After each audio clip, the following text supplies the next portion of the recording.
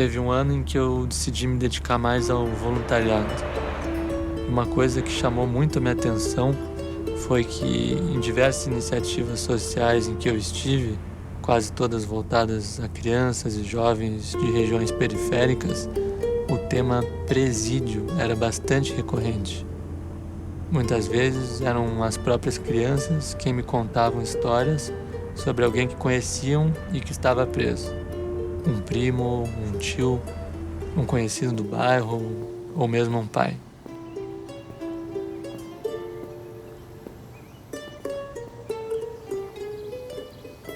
Nessa mesma época, eu ouvi falar sobre um sistema de presídios humanizados, criado no Brasil, que não tinha nem a presença de guardas, nem de armas, e que já tinha sido exportado a vários países. Ao lado do meu irmão, a gente foi visitar um desses presídios, chamado APAC, em São João del Rei. A gente apresentou para eles 2 projetos, um projeto voluntário de teatro e um projeto de um documentário que acompanharia a montagem da peça.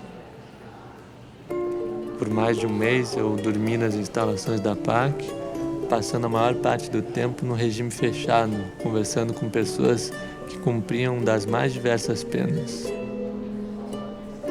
Por várias razões práticas e também pela minha falta de experiência em montar uma peça de teatro dentro de um presídio, a gente se deu conta de que não seria possível concluir a peça.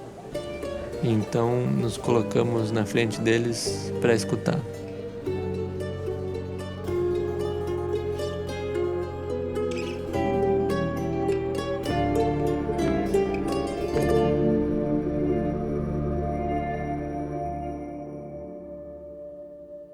Eu vim fazer Solado do Paraná, lá de Curitiba, e aí vim com meu irmão pra gente fazer um trabalho de teatro. E junto com isso a gente tá gravando conversas, recuperando com familiares.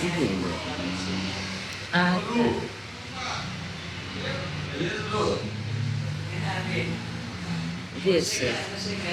Chegou o filho? Parece que tá chegando, ó. Ele pode ficar.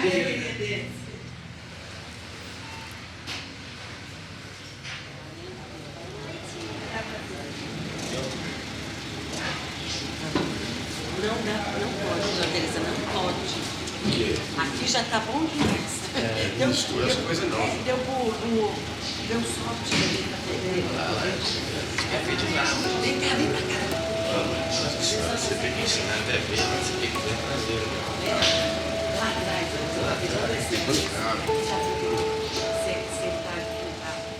Fechado? Como é que se chama? Erivel, Dani Nascimento. Você, Paulo. Paulo. Ricardo.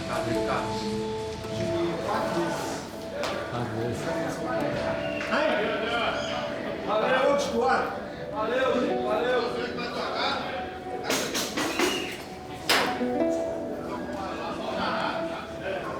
Eu vou botar quantos vai, cara?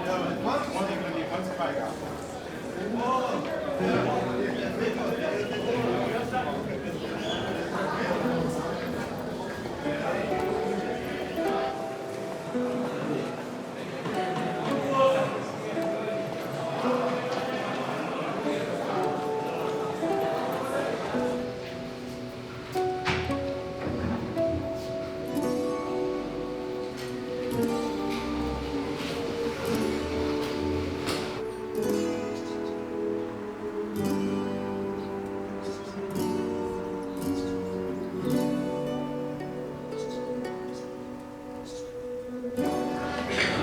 Eu sei que aqui tá quente, mas tá melhor do que o pátio do presídio, não tá, ou não? Então eu queria conversar com vocês rapidinho, tá bom? Vocês, quando entrar lá, tava eu sentado lá, vocês me viram, eu sou o presidente da PAC, né? Sou voluntário, e tinha um plantonista, o restante tudo era recuperando, tudo preso. Você chegou numa prisão onde quem recebeu vocês foi o preso, olha só que coisa. Quem tá com a chave é eles. Aí você vai dizer, mas esse povo não foge não, se vocês quiserem fugir, eles vão fugir. E eles estão falando para vocês, aqui é muito interessante. Eles têm cama para dormir, né? Os filhos, parentes de vocês que estão aqui, chama daqui para frente recuperando, não é mais preso. Não tem roupa vermelha e são tratados com carinho e com amor. Aqui é um lugar abençoado, né? Agora, para tudo isso acontecer, depende única e exclusivamente deles e de vocês que vai nos ajudar. Aqui nós trabalhamos com uma questão que chama confiança, que é importante.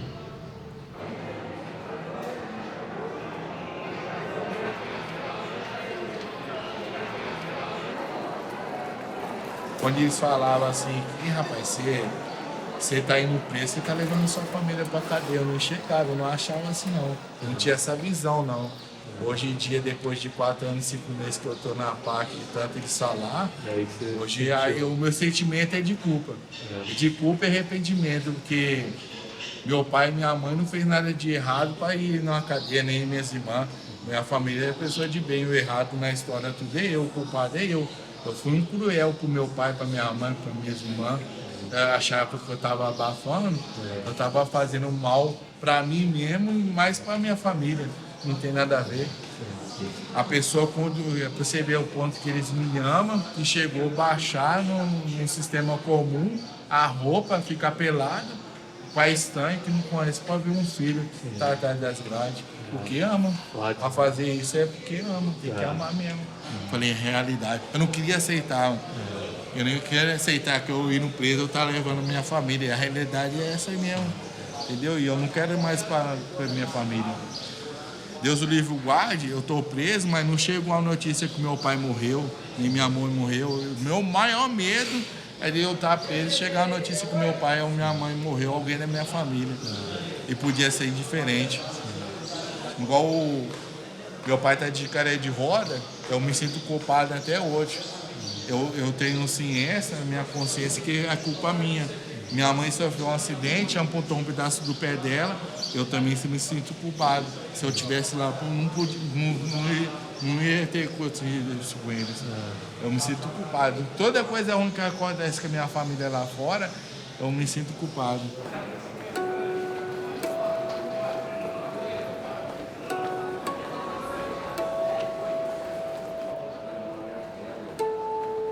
Vocês são a pessoa que tem 200 presos, que estão recuperando. Não é que eu dou conta deles todos? No dia inteiro, é claro que eu chego aqui 7, vou embora 10, tem dia que dorme aqui, fico aqui, mas sozinho eu não dou conta. Quem cuida deles são eles. Porque a gente foi feito para ficar livre, andar, ir onde quiser. Então ser preso só quem foi sabe como é que é. Uma pessoa que a gente queria muito ter tido a chance de conhecer era Mário Toboni, o idealizador dos APACs. Mas logo na primeira semana dos registros desse documentário, Mário faleceu. E o mais próximo que a gente conseguiu chegar dele foi indo até o memorial que realizaram em sua homenagem, onde a gente pôde conhecer as pessoas que mantêm a sua causa viva.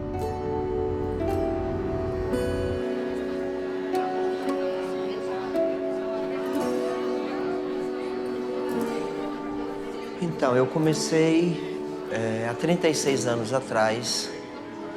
Eu venho de uma família religiosa. Me mudei para a cidade de Itaúna com o objetivo de trabalhar numa empresa siderúrgica para ganhar dinheiro para construir a casa dos meus pais. E depois de 2 meses, acabei recebendo um convite para visitar a cadeia de Itaúna. E achei o convite muito inusitado, porque eu nunca tinha entrado numa prisão, e à medida em que meus olhos foram se acostumando com as trevas das celas, eu fui percebendo que a maioria eram jovens, homens desfigurados, tristes, sem fé, sem esperança.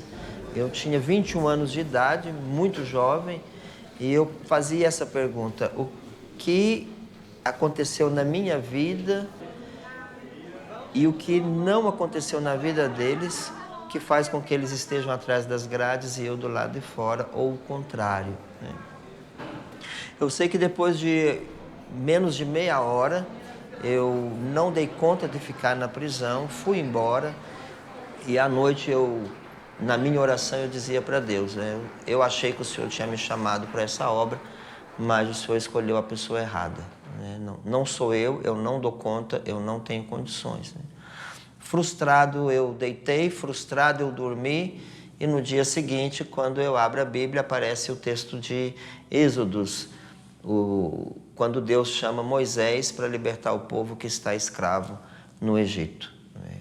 E Moisés que diz, né, chama outra pessoa e etc, etc. Naquela passagem bíblica eu me encontrei e voltei à prisão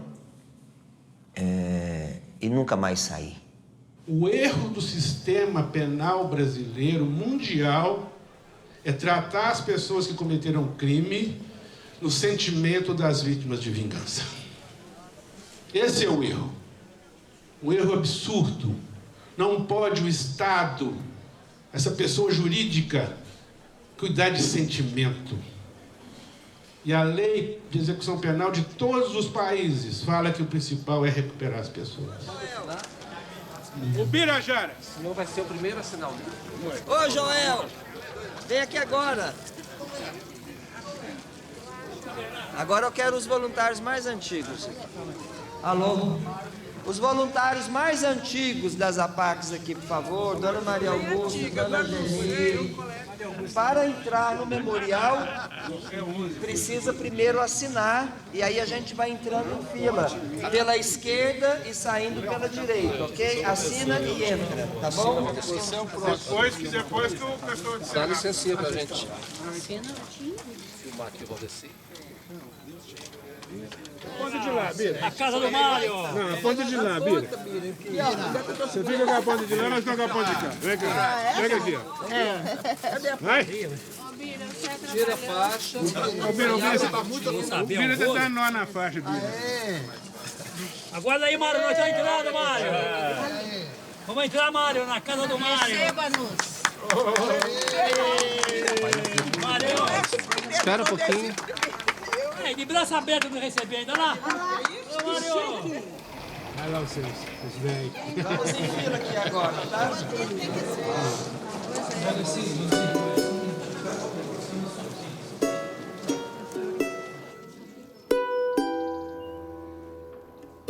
Aos poucos eu fui percebendo que outras pessoas também faziam um trabalho individual na cadeia, reuni essas pessoas e fomos tomando decisões, né? A primeira decisão foi de construir um pátio de sol, reforma da cadeia, pintura, construção de beliches, de ambulatório médico, de biblioteca.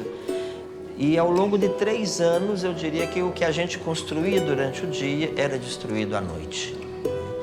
E foi mesmo por uma graça de Deus que, ao ler um livro de autoria do Dr. Mário Toboni, eu me dei conta da experiência das APACs pela primeira vez.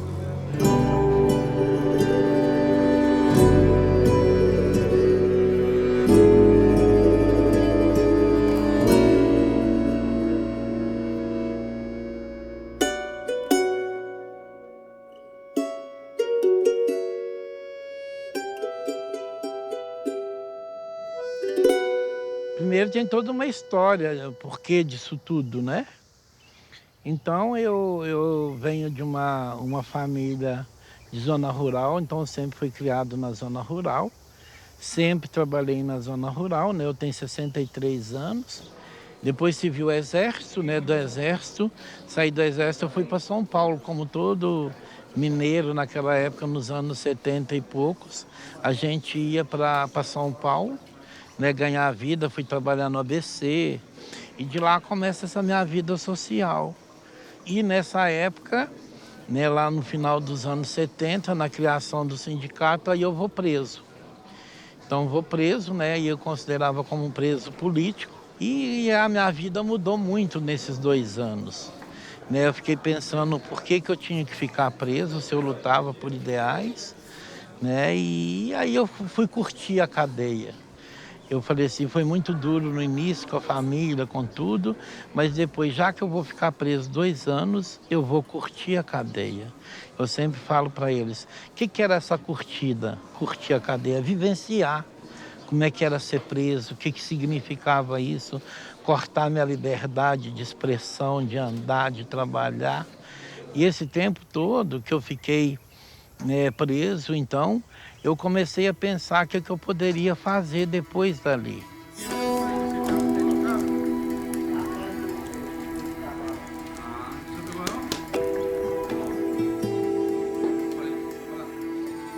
Eu passei minha vida inteira trabalhando, desde a idade de 6 anos, ajudando meus pais e tudo mais. Aí depois dos 40, já vai graduado, 40 e poucos anos, acontece o fato comigo que eu tenho que conhecer esse outro lado da vida. E esse lado da vida eu aprendi muito. Aqui tem 7 meses que eu estou aqui na PAC. Eu já lá no presídio fiquei quase 3 anos. Aí é outra vida. Você vai passando de etapa por etapa, você vai aprendendo a viver a cada dia da sua vida. E a gente morre sem saber nada, né? A diferença do presídio aqui é enorme. No presídio, uma hora dessa, você está na tranca. Está na tranca, é spray de pimenta, é borracha, é cachorro, é gritos, né? É choro. Ali é o princípio de um inferno, né? Às vezes na madrugada você está dormindo, solta a bomba, você tem que levantar, procedimento. Está chovendo, você tem que sair da cela. Eles reviram suas coisas, tudo, você não encontra nada. Aquilo ali é um verdadeiro sofrimento. Aqui, graças a Deus, é um conforto, né? Aqui, querendo ou não, você paga sua cadeia com dignidade. Aqui tem 38 anos que eu saí da aula, que eu saí da escola. E aqui eu resgatei o estudo através da PAC. Comecei a estudar, me senti uma criança, né? Na hora que eles me dão meu caderno. Até aí tudo bem. Eu dava material escolar, tudo bem. Mas na hora que eu sento na carteira e deparo com a professora, é sem palavras, até emociona. É, pra colocar assim? Obrigado, falou? Vai deixar essa outra garrafa.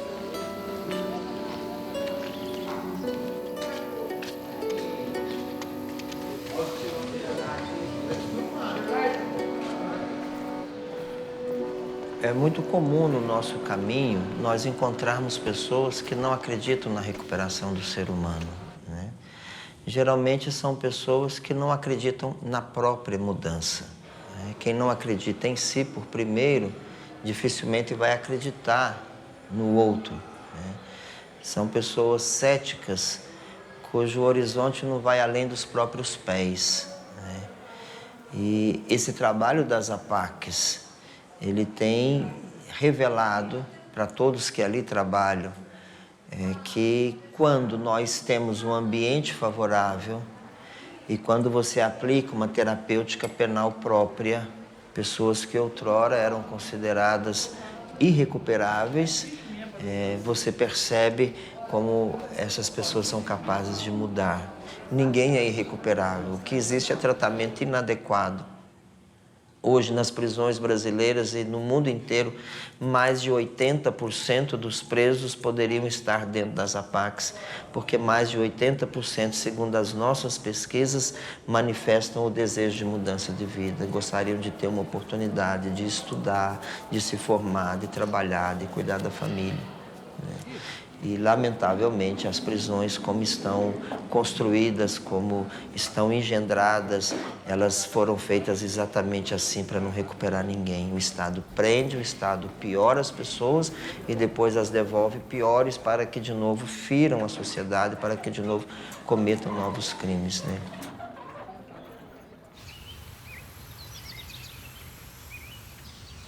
Eu ainda de pequeno, assim, igual...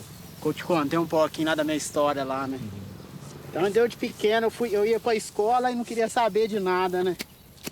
Aí, com uns 12 anos de idade, meu pai falou, já que você não quer escola, então vamos trabalhar. Aí eu comecei a trabalhar com meu pai, né? Me deu de pequeno, mas o nosso forte lá mesmo era a plantação de grama, né? Aí, com o tempo, eu vim conhecer planta e tal. Eu até então sempre trabalhei, né, cara? Uma hora ou outra você vai e desvia do caminho errado. Eles falam que às vezes é as má companhias, mas isso aí vai da cabeça da gente, né? Não tem má companhia é a gente mesmo, né? É difícil também, né? Porque mesmo você com a liberdade lá na rua, às vezes você não sente que tá preso, às vezes, né? E tipo assim, às vezes você não tá preso lá assim dentro de casa, mas você tá preso ali num tráfico de droga, numa bebida, num uso de droga. Desde 2007 que eu venho nessa peleja, né? Fui, voltei. Aí depois que eu perdi minha mãe e minha irmã, que tá nessa luta comigo até hoje.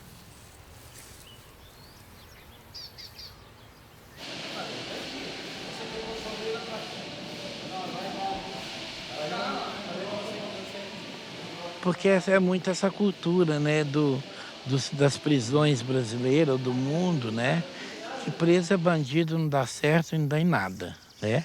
E eles vão morrer nas cadeias, né? Quando morre tem que enterrar em pé para não ocupar lugar, né? Tinha uma vereadora aqui que falava isso. E aí quando o Mário Ottoboni cria a PAC, ele trabalha muito essa questão, né, de derrubar, de quebrar isso. E como é que você quebra isso? Dando oportunidade para eles, né? Então você quebrar tudo isso, um preso, fazer com que ele cuida da chave e não deixe o outro fugir. Olha só que dificuldade disso, isso é revolucionário. Não é tão simples, porque tem essa cultura da prisão. E a PAC muda isso tudo ao contrário. Seja na chave, no cumprimento. Porque sem eles eu não consigo, às vezes, entender essa cabeça do preso, né?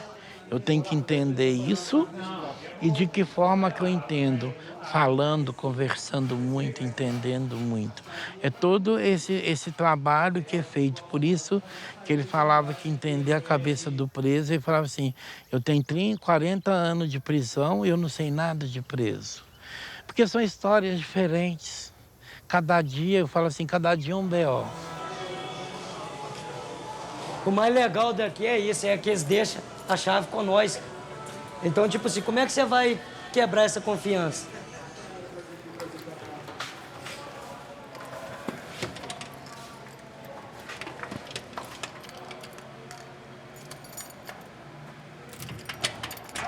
Quando eu subo aqui que eu percebo o que eu perco lá fora, olha. Eu moro lá onde está as torres lá, ó. Então eu chego aqui, aí eu fico vendo a minha cidade, aí eu falo assim, um dia eu quero estar lá de novo. Mais dignamente, trabalhando, ajudando alguém lá, porque tem pessoas lá precisando de mim. Tem pessoas que estão sofrendo lá uma hora dessa. Eu passei por isso, eu senti isso na pele. O que é você ter que correr atrás, o que é você ter que... Nem sempre para você a necessidade de comer, mas sim devido ao vício. Porque o vício faz você fazer coisas erradas demais. Momento algum vou tirar essa culpa minha. Eu vou carregar isso pro resto da vida, porque sempre quando eu lembrar que um dia eu estive atrás das grades e que eu perdi 10 anos já da minha vida atrás de grades, sendo que eu podia estar fazendo diferente, né? Fui catador de papel, desde cedo o trabalho eu conheci. Cresci nas ruas de São João del Rei, onde o sino falasse: o homem é dignificado pelos seus atos, sim. Mas conto minha história de um dia que sonhei. Foi na escola da vida que eu me formei. Depois de muito tempo eu me casei, construí uma família e depois me separei. Fui parar atrás das grades, foi aí que eu chorei. Mas Deus vai me libertar e vou voltar aos braços da minha São João del Rei. Foi, pra mim foi, porque eu nunca fui preso na minha vida, não. Foi a primeira vez que eu fui preso, que eu cometi homicídio, né? Mas eu, desde pequeno que eu cresci, minha vida sempre foi trabalhar com meu pai na roça. Quando eu tinha meus 15 anos, eu picava lenha no mato, a vida era difícil pra caramba, né? Eu picava lenha, ia pra roça, capinava a roça. Depois, com uns 20 e poucos anos, eu fui para Três Pontas trabalhar no canavial. Era outro serviço ruim também, né? Era só serviço brabo. Futebol na zona rural, via os times da cidade jogar na zona rural. Aí chegava ali, pegava para não ficar à toa, para ganhar um dinheiro para ajudar, vocês vendiam picolé na beira do campo ali. Aí quando tinha eu e meu outro irmão, quando ficava lá e mandava nós ficar lutando, aí na hora que ia lutar, juntava aquele montão de gente, ia lá ver a luta, os pessoal já aproveitavam. Comprava picolé doidado. Era maneiro pra caramba, não esqueça disso não, cara. Qualquer pessoa que visitar uma APAC vai perceber que a APAC previne a vitimização, que a APAC aplica uma terapêutica, uma terapia da realidade, de modo a colocar o preso diante de si mesmo, para que ele se dê conta do mal que ele fez, do crime que ele cometeu e de que ele não pode mais continuar fazendo mal para as pessoas. Geralmente quem faz o mal não sabe o mal que faz. Então nas APACs ele vai se dar conta do mal que ele fez. Ele vai se responsabilizar pelo crime cometido. A APAC não é um órgão, não é uma instituição para proteger bandidos. A APAC é uma obra para que essas pessoas que cometeram algum deslize na vida possam rever os seus valores, tomar consciência do crime cometido e mudar de vida, não querer mais ferir a sociedade. Então, a APAC, ela é um órgão de proteção à sociedade. Segundo aquela máxima que diz que cada preso recuperado é um bandido a menos na rua. Cada preso recuperado é um revólver a menos na rua. Cada preso recuperado é uma vítima a menos na rua.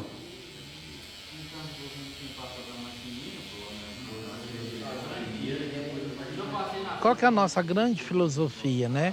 De mostrar para as pessoas que as pessoas fazem crimes, elas têm que ser presas, têm que ser condenadas, né? Têm que ser punidas de uma forma.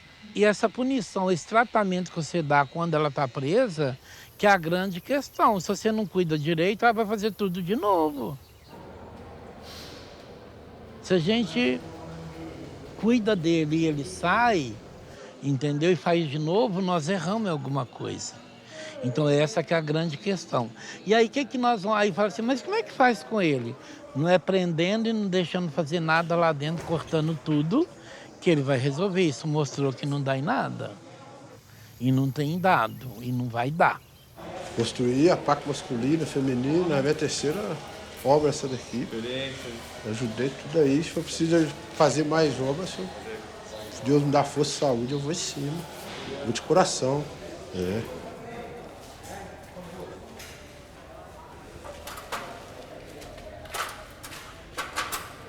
Nós mesmo que toma conta, né? Você já viu aí, vocês veem aí várias vezes já. Ele é a primeira vez, mas você vai ver direito aí legal aí.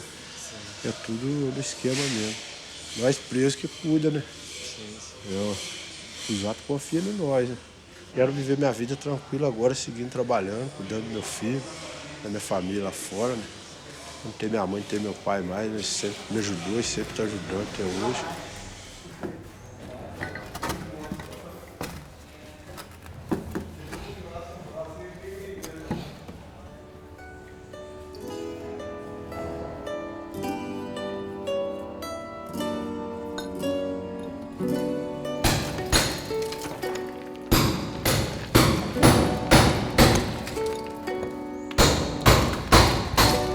A nossa história da APAC foi muito sofrida no começo. Parecia que, de certa forma, estava dando boa vida para bandido, né? Você pega uma população que tem muito preconceito, né? Uma sociedade que ainda não consegue entender. E eu falo isso como uma pessoa que cumpriu 16 anos. Eu não tiro a razão da sociedade, não. Porque é muito difícil para uma vítima, para uma sociedade entender que alguém que feriu a sociedade, seja de qualquer forma que seja qualquer crime que você fez, de repente você vai ver ela andando normalmente, trabalhando, levando a vida dela. É complexo para pessoas entenderem. Nós, enquanto presos, já temos preconceito uns dos outros. Existe a divisão entre presos, entre os crimes. Então já imaginou a sociedade, alguém que trabalha de sol a sol, é salariado, e vê ali uma pessoa que nadava no luxo do dinheiro, comete um crime e do nada está aqui na rua trabalhando, está buscando ser inserido novamente. E a minha história, como um defensor da APAC, ela se fortificou muito, passa para lá, se fortificou muito nessa ideologia. Eu nunca tive, assim, eu não tinha amizade com o Fusato, eu desci com uma ideologia de que eu seria um preso problema, alguém que fecharia a PAC, até porque eu desci com um nome de crime muito alto. E aí o Fusato começou a me abraçar, a gente começou a caminhar junto. Nasceu uma amizade verdadeira.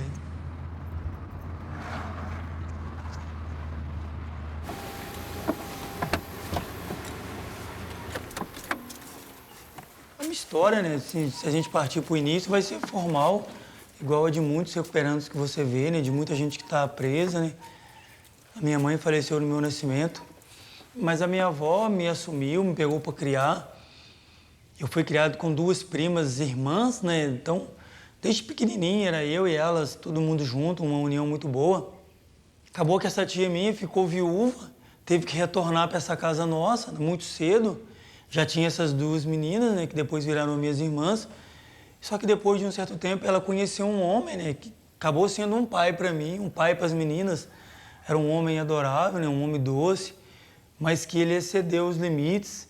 E quando as minhas primas começaram a criar corpo, né, começaram a ficar mocinha, e uma é mais velha do que eu, ele tentou abusar dela. Ele batia muito nas meninas, né, fez dividir a casa. E eu tenho essa outra casinha porque ele tirou a gente da nossa própria casa, fez a gente construir uma casinha pequena, onde foi morar eu e minha avó.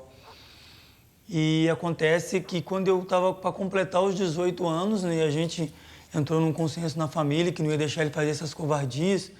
E essas 2 primas irmãs engravidaram ao mesmo tempo. Assim, no mesmo mês, já tinham seus namorados e tal. E ele foi preso em São Paulo, Franco da Rocha.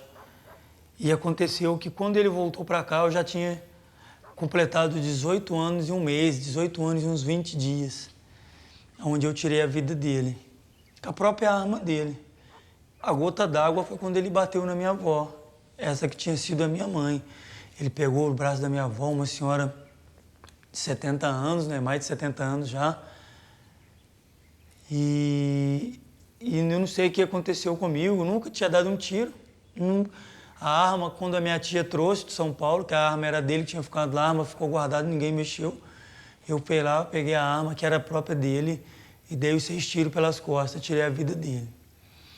Isso desencadeou uma ideologia que eu tinha uma certa disposição, que eu tinha um dedo frio, né, como a gente costuma dizer, né, que eu tinha um talento para o crime. Eu queria ter servido no Exército, né, era um desejo da minha avó, porque se eu tivesse servido no Exército, eu tinha grandes chances de seguir uma carreira.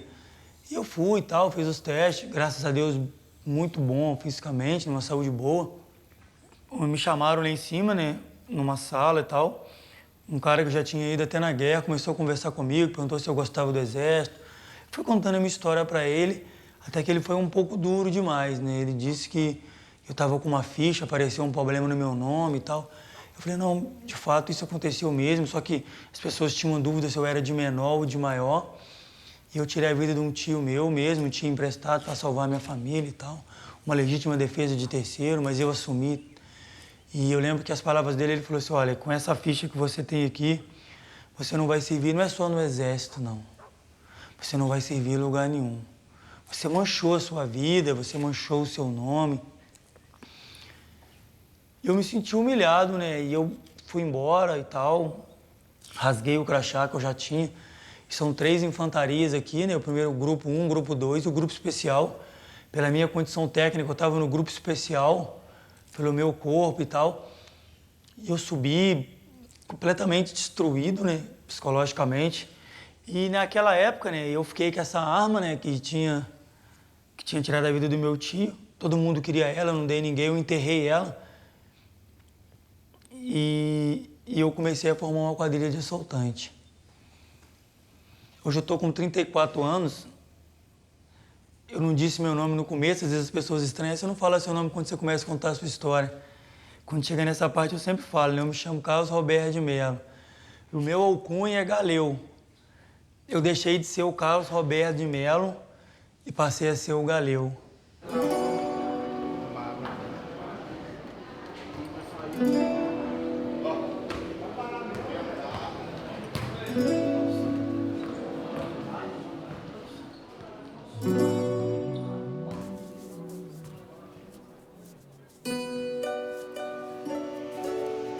não sei se você já viu ali. Ali o pessoal faz um monte de coisa. Uns faz tapete, uns faz casinhas, outros faz uns barquinhos, outros faz boné, uns colocam uns enfeites de caneta.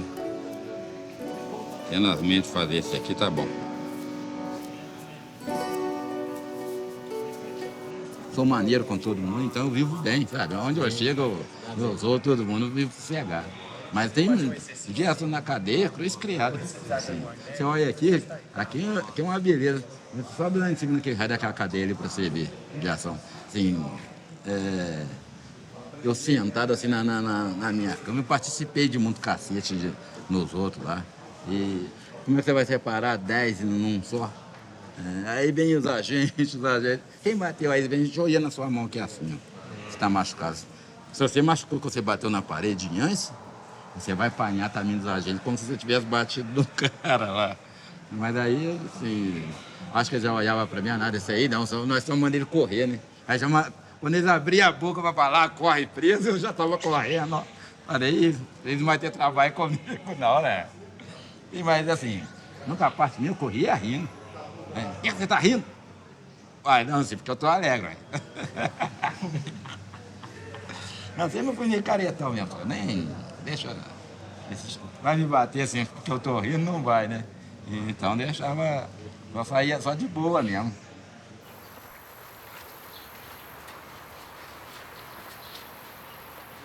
A maior parte do meu tempo é dedicado aqui, essas músicas.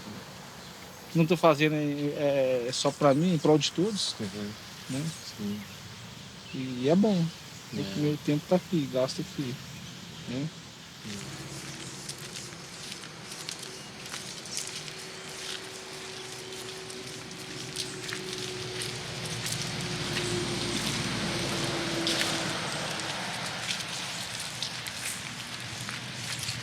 Fica preso aqui, fica preso na consciência, né? O mundo tá bem ali do outro lado, né?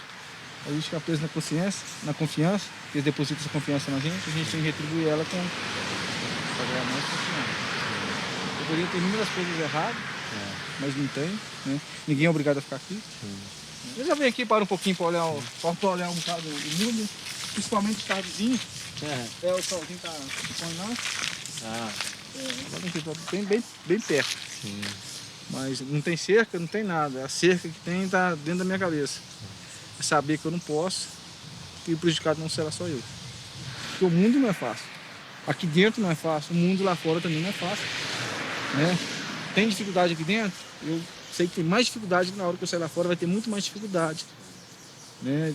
Que ali lá fora eu vou ter... Posso fazer coisa errada, vai estar tudo lá, tudo que eu quiser eu vou poder fazer. Mas eu não posso fazer, entendeu? Consciência, né? Na hora que brota... Não, eu tô esperando 5 anos. Amanhã eu tenho direito a semiaberto. É 5 anos esperando. Amanhã? Amanhã.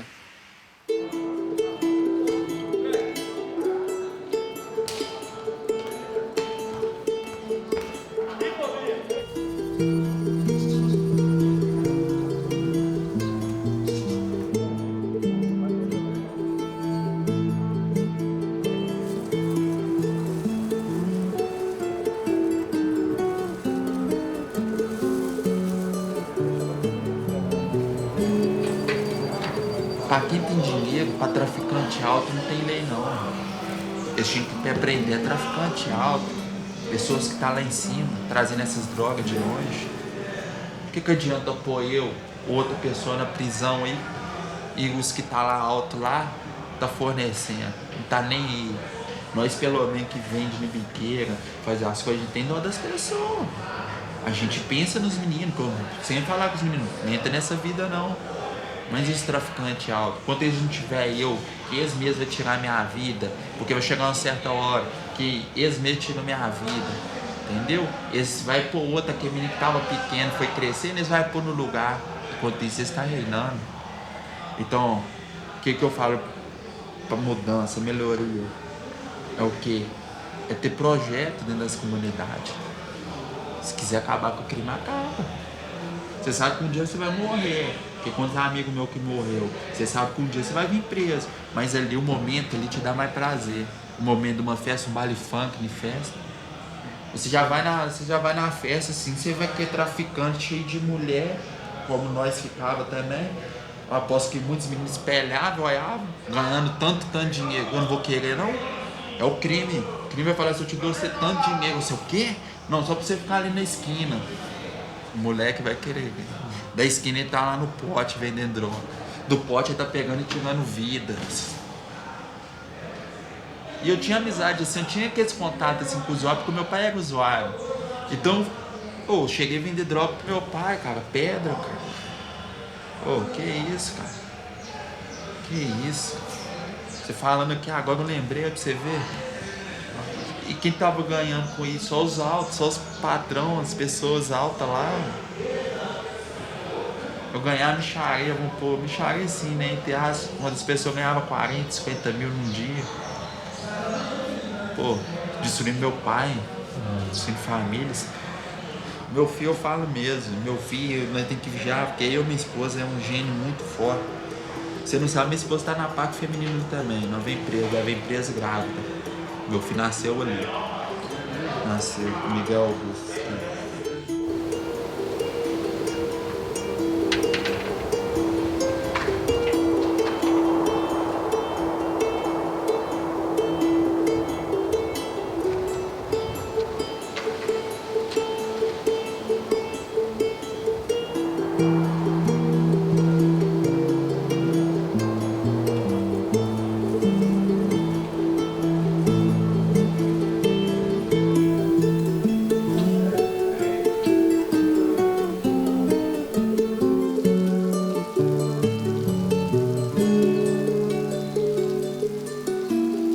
A prisão não é o espaço, né? É o seu coração.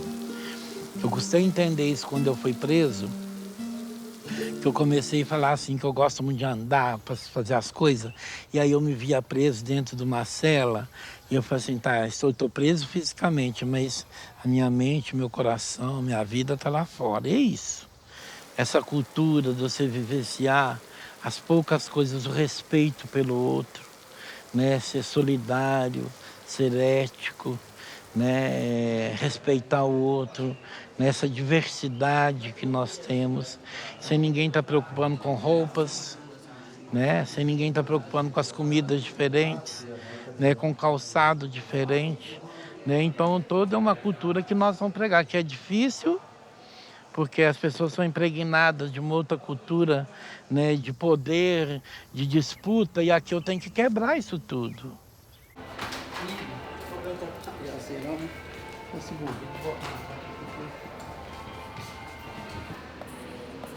A senhora enfiada de agora ficou aqui, né? Tá, ué. Minha mãe, quando estava tomando os golos dela pra rua, ela bebia e ficava por onde ela estava. E aí, meus irmãos tinham uma vergonha muito grande daquilo. E eu não, nunca tive vergonha, então eu lembro que eu era bem pequeno e a minha mãe estava caída num bar, cara, e um monte de homem em volta. E eu falei, não posso deixar minha mãe naquela situação. Mas eu não tinha condição de pegar ela no colo. Mas eu lembro que eu fui e busquei um carrinho de mão num vizinho. Aí o vizinho falou, mas pra que você quer esse carrinho de mão? Você é tão pequeno, você não pode trabalhar. E aí eu fui e falei assim, não, eu preciso desse carrinho de mão. E aí foi onde eu busquei esse carrinho de mão e fiz ele como se fosse um objeto para eu poder levar minha mãe embora. E eu, assim, ela cambaleava, eu também, numa dificuldade, punha no carrinho, caía. E assim eu consegui pôr minha mãe e tive coragem de tentar levar minha mãe para casa. E eu fui caindo, mas eu consegui. Pude resgatar minha mãe de um ambiente onde que eu não queria ver ela. E eu fui levar ela embora. Então, assim, são lembranças que eu nunca mais vou esquecer. Teve uma palestra aí que eu recebi um envelope e tinha minha foto quando eu era pequeno. Então aquilo ali me fez chorar. Né? Eu falei com a Dani, Dani, você me fez chorar hoje. Porque aquilo ali mexeu comigo, me mexeu muito comigo. Quando eu era criança, quando estava ouvindo muito crime, sabe? Desculpa aí. Mas eu não desisti, entendeu? Sim. Eu vou continuar, né? Não é fácil. Sim. As coisas aqui não são fáceis, lá fora que vai ser pior ainda, né? Às vezes preconceito. Eu falei com ele que eu tinha preconceito de mim mesmo por arrumar um emprego. Eu mesmo preconceituado, né? Mas eu vou seguir em frente, vou abraçar a oportunidade que eu estou tendo. Nessa lição quase 6 horas eu tô conversando com vocês. Se fosse no sistema convencional, eu estava encerrado no fundo de uma cela, sem um apoio, sem nada. Só da minha família.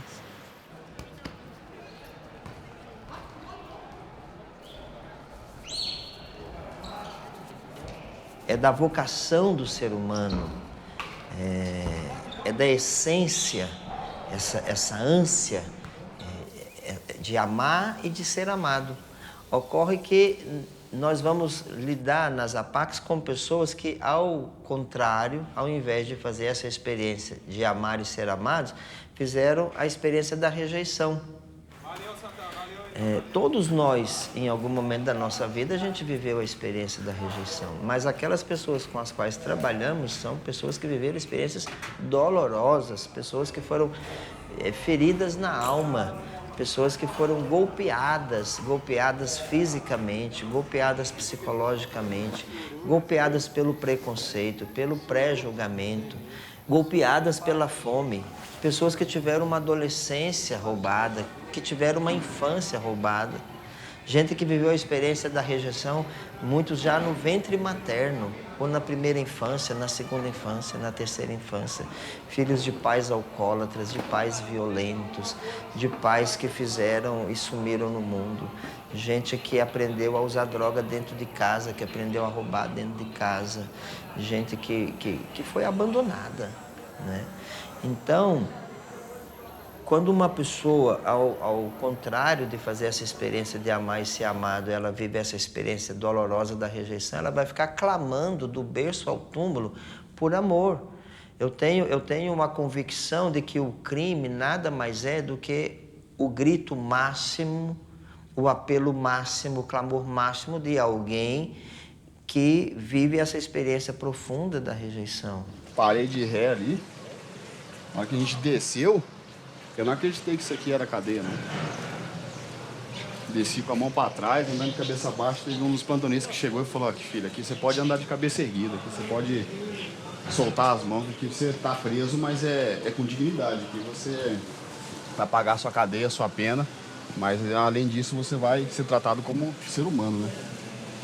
Eu não acreditei no que eu vi, flores, vi gente andando normal, né? Sem estar de vermelho, sem estar sendo ameaçado, sendo oprimido, né? Foi aqui que tudo começou, aqui. Quando o sistema prisional encostou, a gente desceu, estava em 11, tudo de vermelho. As pessoas criticam a PAC, né? Porque, é hotel para bandido. Não é hotel para bandido. As pessoas têm que colocar na cabeça o seguinte, eles têm que parar de acreditar que a pessoa só vai mudar na repreensão. Porque se você apanha, se você é torturado, você só vai alimentar ódio. Quando você sair da cadeia, em alguém vai ter que descontar esse ódio. Eu entrei para uma família, cara, onde que tinha 2 crianças e todas as 2 sem pai, sabe? E aí eu cheguei lá, eles muito novos. E aí hoje eu vejo eles vêm aqui com um amor tão grande no coração. Aí eles viram e falam assim, ó pai, eu te amo, sabe? E eu não sou o pai verdadeiro deles. Aí quando eles falam isso pra mim, isso aí me faz, sabe? Nossa, eu fico um gigante, velho. Eu me transformo mesmo. Fico um cara enorme. Porque, pai, que isso? Eu tô conseguindo passar algo de bom para aquelas crianças. Então eu fico ensinando que ele não pode fazer as mesmas coisas que eu já fiz um dia. Porque ele já viu, ele presenciou meu lado negativo. Então isso tudo aí eu tive que ir trabalhando com ele. E aí ele vira pra mim e fala, não pai, eu quero ser o que você é. Aí eu fico me perguntando, será que ele fala isso de quando eu tava lá fora? Ou é porque hoje eu tô aqui dentro e tô me tornando um novo pai? Preso, mas o meu amor tá indo, criando fronteiras aí pra fora. Você não aprendeu a amarrar ainda não? Assim, ó, igual amarrando sapato, ó. Você não amarra seu sapato, não? Quem que amarra? Quem que amarrou pra você? Sua mãe, né? Ah, mas aí não, sua mãe faz tudo pra você. Quem cortou? Hoje eu não tenho minha mãe aqui mais comigo, mas creio que onde ela tá muito feliz por mim. Porque eu lembro as últimas palavras dela pra mim, foi que ela não ia num presídio me ver. Ela não ia. Mas eu aceitei isso. Eu aceitei isso porque ela falou pra mim que ela não fez um filho bandido, independente se ela era alcoólatra. Ela falou com essas palavras pra mim, eu não esqueço isso. independente se eu sou alcoólatra, eu não fiz filho para ficar preso. Então eu não tenho coragem de te ver atrás de grade. O dia que você sair, eu te vejo. Mas não deu tempo, o alcoolismo levou ela. Mas eu sou forte, superei o momento dessa perca. E hoje eu estou aqui sendo orgulho para ela onde ela está. E vou ajudar meus irmãos, que é o mais importante agora, que é os que precisam de mim. Santana! Cadê Santana? Capelinho, capelinho, capelinho, capelinho, capelinho, vem cá. Capelinho. Olha lá, filha. Chama ela. Chama ela. Não. Olha lá. Viu chamando? Cadê o Santana? Chama o Santana, pô. Para mim aqui também a questão da parte da visita foi muito novo, né? É tudo inédito para mim, porque lá no presídio, o tempo que eu fiquei lá, eu não tive visita, né? Mas pelo que os meus companheiros de cela relatavam, né? Que é humilhação, é agachamento em cima de espelho, a sua visita, a sua mãe ou sua esposa vai entrando na visita, ela está sendo escoltada por um agente armado com uma escopeta calibre 12, com gás de pimenta, né? E no pátio tem um muralha em cima que fica andando armado, né? Para ver se não está tendo alguma coisa de errado. Então isso eu não cheguei a ter esse momento no pátio, que a minha família não foi no presídio, mas ela não foi por falta de amor, ela foi por amor. Porque se ela tivesse ido, talvez eu não teria sentido na pele o que é solidão, né? Aqui pra dentro, você passou pra dentro dessa porta, aqui começa a recuperação. Porque a recuperação é flora. É você cuidar de uma flor, é você aguar uma planta, é você ter um gato para você alimentar ele. É a visita poder entrar aqui e ficar emocionada com o jardim, com as flores, com o azul, com o rosa. Porque lá no presídio é tudo vermelho, né? A roupa é vermelha, parede é vermelha. Então, querendo ou não, a minha mãe, a primeira vez que ela entrou aqui, ela chegou lá no regime fechado, que eu tava no regime fechado, em choque. Perguntei pra ela, depois de abraçar muito ela, perguntei pra ela, mãe, o que tá acontecendo? Isso aqui é uma cadeia mesmo? Eu falei, aqui é uma cadeia. É uma cadeia. Ela falou, não, porque tem um jardim lindo ali fora, tem um chafariz. Eu falei, porque aqui a gente é preso, mas a gente é ser humano, né? A gente tá pagando, mas a gente tá pagando com dignidade. E eu perguntei pra ela, como que foi a revista? Ela, não, só a mão. Eu achei que eu ia ter que fazer aquela humilhação. Eu falei, não, mãe, aqui não existe humilhação. A visita sobe a escada. A minha mãe subiu essa escada e disse que subiu chorando, né? Ela não sabia, que ela ainda estava meio assustada por causa das grades. Mas é a única coisa que faz você lembrar mesmo, falar, não, isso aqui é a cadeia. Por uma pessoa de fora visita é quando vê as grades, porque do contrário, quem abre os portões da nossa visita em dia de domingo? Eu nunca vi coisa mais discriminada do que preso, né? Preso é terrível, ninguém gosta deles. Então, assim, eu tenho dificuldade quando eu trabalho os voluntários, tudo isso, de alguém querer ajudar a cuidar deles. Voluntariamente, é uma dificuldade, é uma missão, né? Quem que é preso nesse país é pobre, negro, analfabeto, né? Sem qualificação profissional, não aprendeu nada, sem escola, sem nada. Aqui eu vou ter que dar estudo. Então aqui nós vamos começar tudo do zero, né? Não teve família, a escola expulsou porque não deu conta, né? O Estado, enquanto instituição, não teve emprego, né? Não teve moradia e vai por aí, né? Então tudo isso não teve e nós vamos fazer isso aqui. Por que o sistema carcerário no Brasil é tão grande?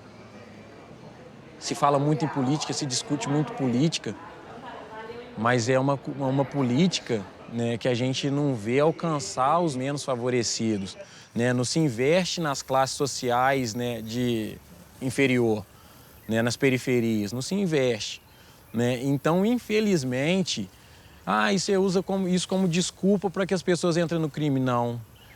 É uma coisa que eu vejo e é uma grande realidade nossa, porque muitos ali, igual foi o meu caso, não concluiu. Eu concluí a 4ª série, o ensino fundamental, mas não conclui a 5ª, não conclui o ensino médio. Então, a gente espera que o crime diminua. Infelizmente, é uma coisa incerta. A gente pode trabalhar igual a PAC faz para que pessoas que cometeram crime não cometam mais, mas falar que o crime vai parar, como? Vai diminuir? Só se for através da reinserção, Agora, a gente acreditando que a educação pode mudar o ser humano, o conhecimento, pode fazer a pessoa se desprender, né, daquela situação, mas a educação, ela está extinta, né? Ela não está sendo prioridade mais, entendeu? Com a luvas aqui, eu vou dar uma rastelada aí, você pode... Boa.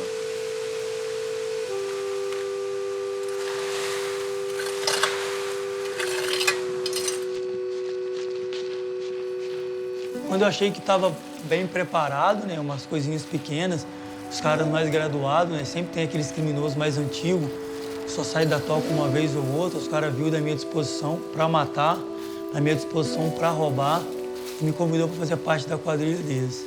Com pouco tempo eu já era o cabeça. E a polícia acabou que investiu e acabou me prendendo, e quando eu estava preso já, né, já pensando numa oportunidade para mudar de vida, eu tinha vontade, mas eu tinha medo, né? Porque dentro do presídio eu tinha quem tomava conta de mim pelo poder que eu carregava, né? Seja na minha palavra, seja na quadrilha que ainda estava aqui do lado de fora. Eu comecei a rodar algumas cadeias, né? E nessas cadeias eu comecei a refletir mais. A minha avó já não conseguia mais me visitar fora de São João del Rei. Até que quando eu retornei do último bonde que eu estava, que se eu não me engano foi de São Lourenço, lá no sul de Minas, lá no Circuito das Águas, pouco 2 meses que eu voltei, eu já tinha prometido com os meninos que eu não ia mexer com mais nada de errado na cadeia, não ia comprar mais agente. Eu tinha parado com tudo, né? Prometi para minha esposa que ia tentar, eu perdi a minha avó. Eu confesso que no dia do velório da minha avó, que eu fui ver ela no presídio, não derramei uma lágrima.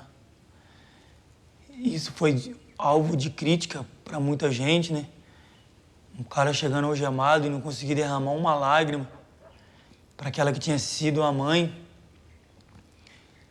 E naquele dia eu fiz uma proposta comigo mesmo. Naquele dia eu fiz uma proposta com a minha avó em espírito. Então às vezes as pessoas perguntam de onde vem a minha força, né? E Deus me mostrava como se a minha avó, com uma enorme mão, levava a minha avó lá no presídio, mostrava a minha avó fazendo procedimento, uma senhora com 72 anos já naquela idade, agachando no espelho para poder me ver. E entrava sorrindo e saía chorando. E eu falava comigo mesmo e com ela que eu ia tentar ser uma pessoa melhor, que eu não ia mais fazer crime, e eu pedia muito ajuda. Acabou que o Fusato inaugurou a PAC, né? Eu falei muito mal da PAC, né? Achava que era um lugar para caguete, preso toma conta de preso e tal. Aí acabou que, depois de 1 mês e meio que inaugurou, ainda nem tinha completado os 57 recuperando, que lá era vaga para 57, eu desci. Desci com medo, mas desci. Eu lembro que quando eu cheguei lá na entrada, quando eu pensei que eu ia ter uma palavra amiga, né? Desse gordo, né? Todo mundo conhece como Fusato. Eu passava assim, esse cara vai chegar, vai me abraçar, esse cara carinhoso. Ele me pegou, cara, me levou para um cantinho lá em Santa Luzia, na cidade metropolitana. Ele falou assim, olha pro seu lado, Galil. Seu pai não te assumiu. Você ajudou a matar a sua avó, que foi a sua mãe. E você ainda continua arrogante. Você ainda continua achando que tem poder. Se desnuda, rapaz, desse homem mau. Volta a ser o ser humano que Deus te fez. E saiu andando, cara. E aquilo ali pra mim, cara, eu falo com ele até hoje, eu falo, aquele dia não foi o senhor não, Fusato. Aquele dia foi Deus que usou a sua boca e me sacudiu. E aquela promessa que eu fiz pra minha avó e pra mim mesmo, foi diferente. Minha esposa é testemunha disso. Eu já estava dentro da PAC e ainda tinha 2 armas gêmeas, né, que eu chamava de filhos gêmeos. Já falei para ela, ó, você pode jogar fora, pode dar para quem que você quiser, pode fazer o que você quiser. E depois o rapaz, quando eu saí de feriado, foi lá para me pagar. Falei, não quero um dinheiro nenhum. E nem trabalhava, passando dificuldade em casa com as crianças. E o que eu recebi foi que naquele mesmo feriado, um irmão de uma vítima minha, com 2 revólveres, parou na minha frente, me deu 9 tiros. 9 tiros. Deixou 3 balas em um dos 38. Não acertou nenhum, frente a frente. 2 metros no máximo. Eu nem mexi. Eu não tive como mexer. Aquilo parece que foi Deus falando para mim. Você tem inimigo dentro da cidade inteira, mas você não vai precisar mais da sua força. Então, quando eu recebi aquelas palavras daquele cara do exército que sem querer, talvez não foi por maldade, da forma que ele me machucou, uma pessoa que nunca me viu, que eu nunca vi, que causou um profundo dano na minha mente. E eu pensava nele 24 horas. Interessante, né, que depois que eu tomei conta das oficinas, né, eu tive o prazer de ir nessa mesma sala. A gente foi reformar umas janelas para o exército, eu sentei nesse mesmo sofá vermelho para conversar. Não era ele que estava lá, era uma outra pessoa. E eu contei essa história para esse cara que estava lá. Ele, pô, mas interessante, ele ficou um pouco sem graça, porque eu acho que a gente tem que ter muito cuidado, a gente tem que ser mais profissional, a gente tem que ser mais humano quando lidar e cuidar do outro. Dependendo da forma que você age com o outro, você destrói ele. Se você virar amanhã depois falar, ô Carlos, mas eu acho que não vai dar em nada a sua vida, não. Acho que não tem mais jeito. Então tem muitas pessoas congelando sonhos, paralisadas, por muitas das vezes o que as pessoas pensam de você. Então hoje em dia eu entendo que tudo tem um significado, né? Desde, como o Mário Toboni fala, desde um simples pernilongo, né, que salva milhares e milhares de famílias através de um inseticida que é feito lá numa outra cidade, a um outro que vende. Então tudo, o simples pernilongo que você mata e acha que é inútil, ele tem uma importância enorme, não só no ecossistema, mas para a vida. É a gente achar essa importância que nós temos. Pô, não, eu estou apresentando aí para eles, ele falou, bacana.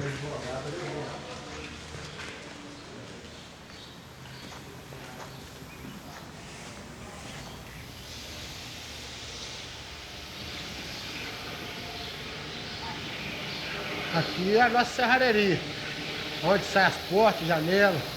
Tudo foi construído lá para PAC masculino, para feminino. Agora lá para o Obergado também. Faz todas as portas, janelas aqui.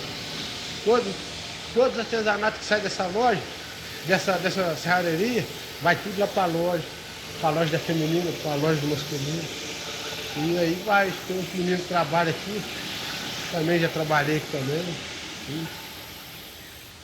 Eu sei que eu estou bem de saúde, então a minha família pode estar mais ruim do que eu, porque aqui eu tenho tudo, mas na hora que eu sair eu vou ter que correr atrás de ter as coisas. E quero correr assim, na honestidade. Não quero fazer nada de crime não, quero envolver não.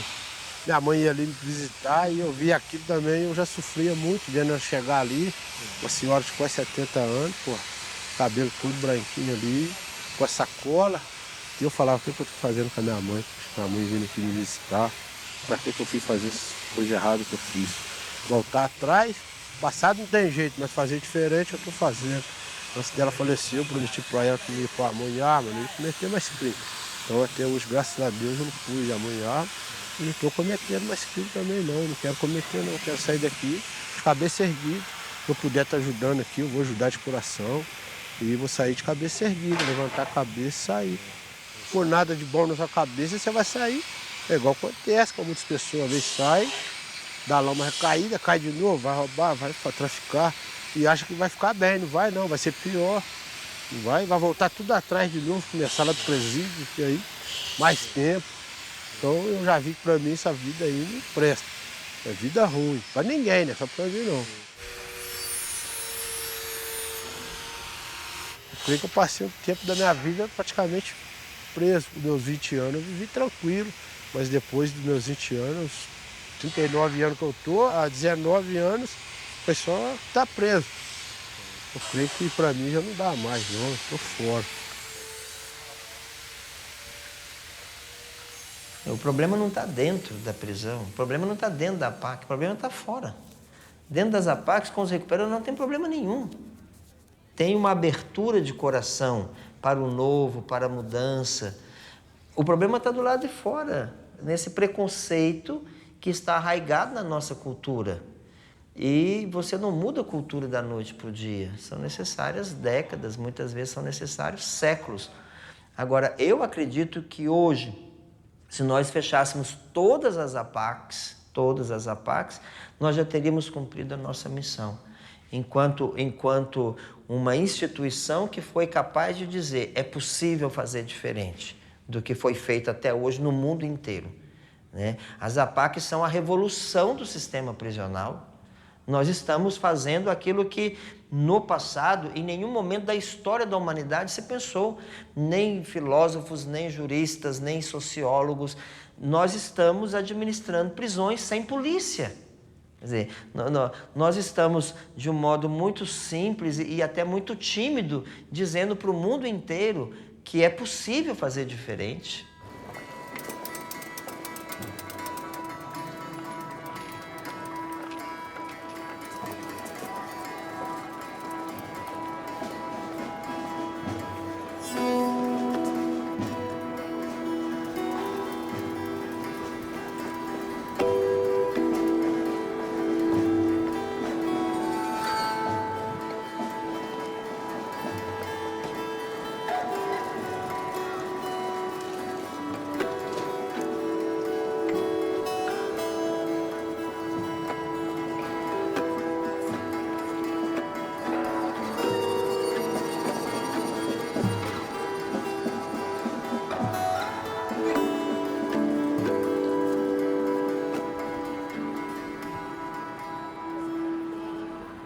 Mais tarde compreenderás.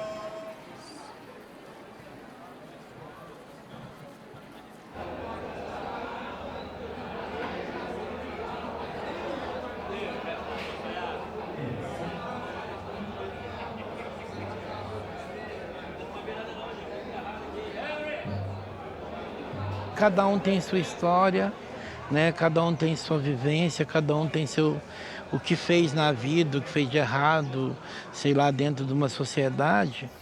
E eu os conheço vivenciando com eles.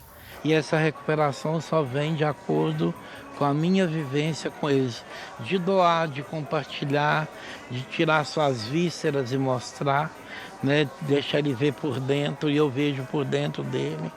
Entendeu? Eu acho que é muito isso, né?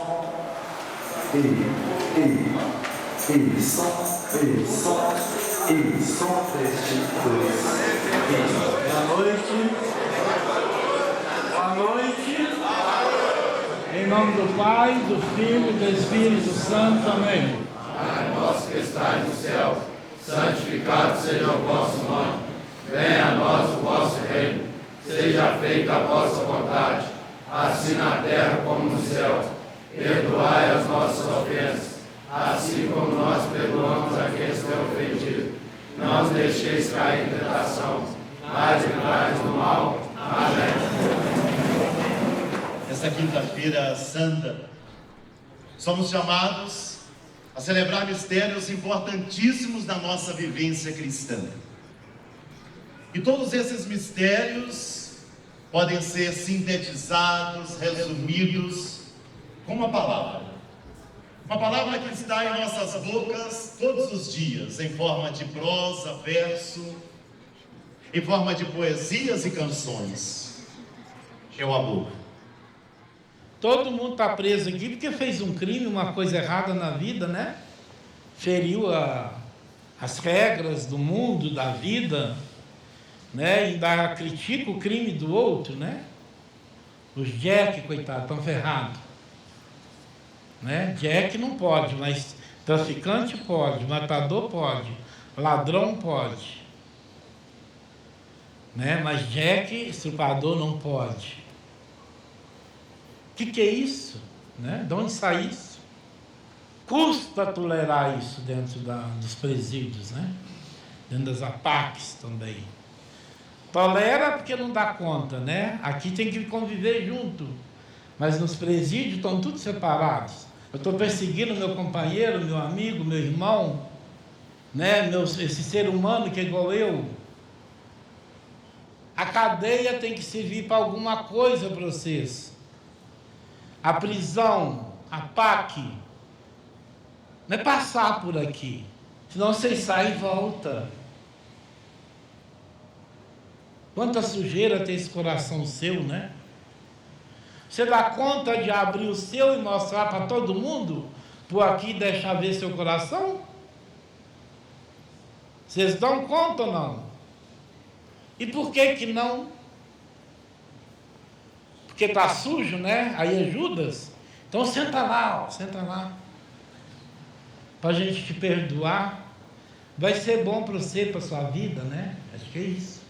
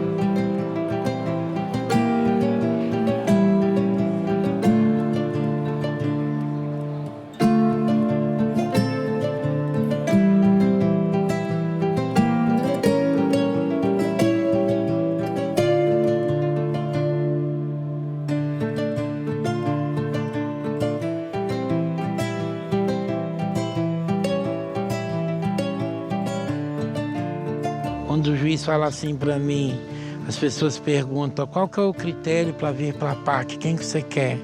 Eu falo para ele, manda as pessoas mais difíceis para mim. Manda aquelas que estão cheias de cadeia, que fizeram crimes bárbaros, que é essa que precisa ser recuperada. É essa que precisa de amor, precisa de carinho, entendeu? Precisa de perdão.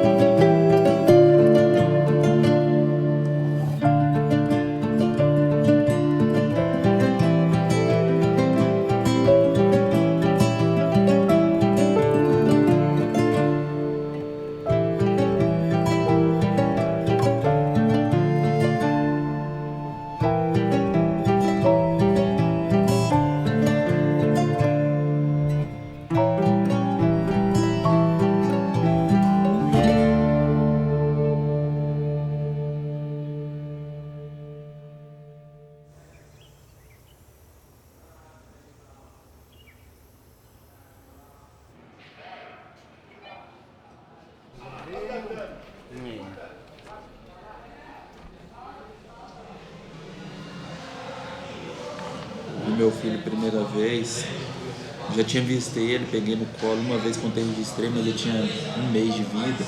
Depois disso já não via ele mais, não conhecia ele. A PAC proporcionou Deus em primeiro lugar, né? Usou o instrumento como usado, Carla, direção da PAC, programou uma festinha para ele, assim, um bolinho. Vem minha esposa que está na PAC feminina do lado.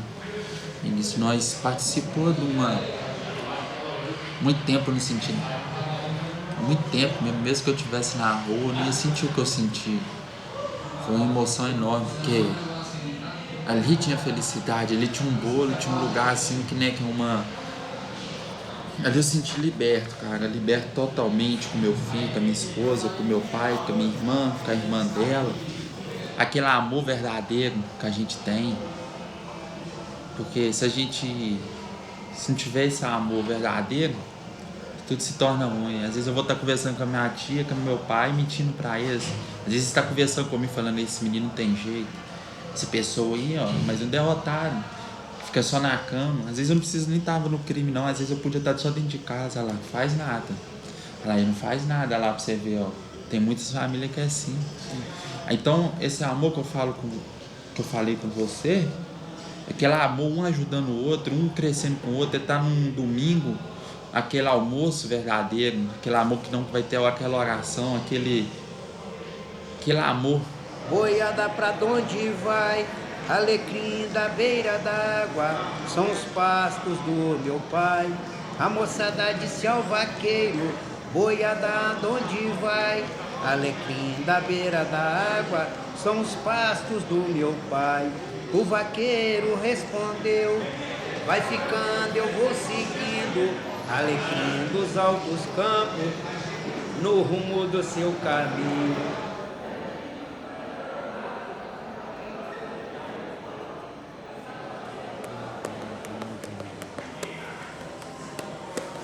Eu amanheci cedinho e fui buscar a boiada. Cheguei naqueles campos, passava as madrugadas. E quanta saudade eu tenho de ver a minha boiada.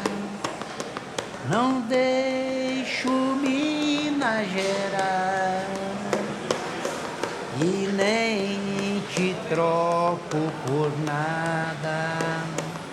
Só tenho a minha saudade que mora no meu coração.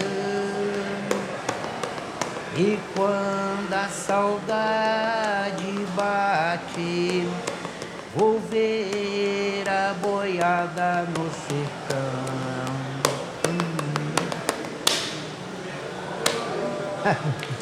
Aí você inventa na hora.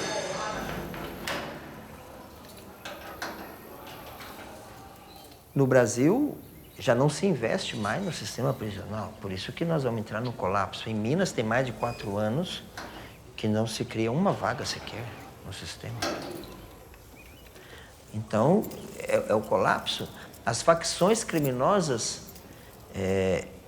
na maioria dos estados, elas hoje dominam o interior das prisões e já começam a dominar do lado de fora das prisões.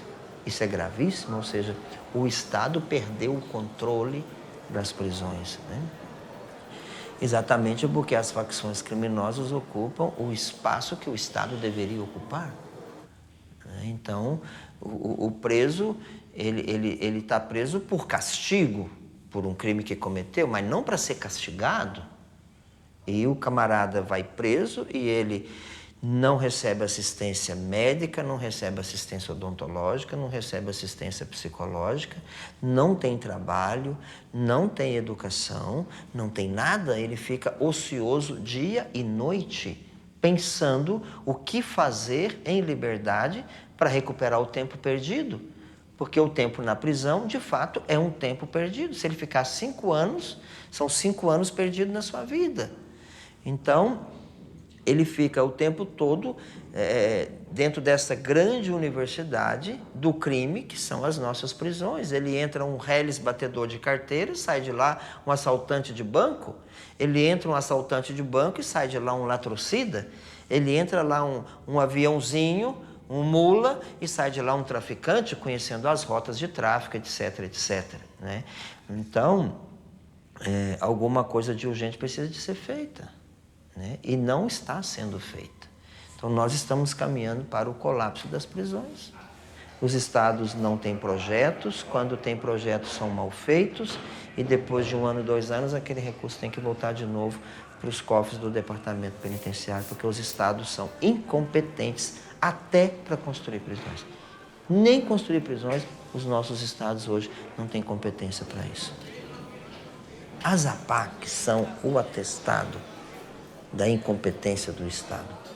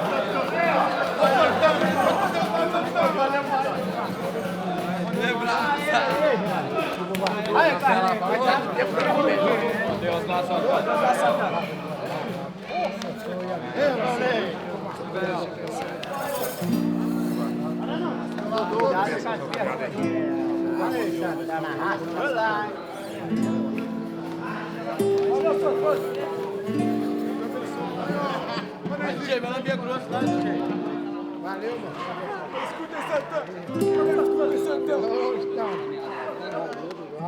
Tem gente presa no passado, tem gente presa no futuro, gente presa na cadeia e gente presa pelas ruas. Tem gente se sentindo presa caminhando livremente por qualquer cidade de qualquer país. Tem gente se sentindo presa por ser pobre, gente se sentindo presa por ter muita riqueza. Tem gente presa por se sentir velha e gente presa por sentir que ainda tem tão pouca idade. Gente que se sente presa por ser filho de alguém e gente que se sente presa por ser filho de ninguém. Tem gente que se sente presa quando lembra o que já fez, ou quando lembra o que não fez, ou o que ainda quer fazer. O que prende a gente não parece ser frio nem calor, nem filho, nem solidão, nem ter nascido na Bolívia ou no Japão, nem a idade, nem o ferro de uma grade. O que é que prende a gente? O que é que liberta a gente?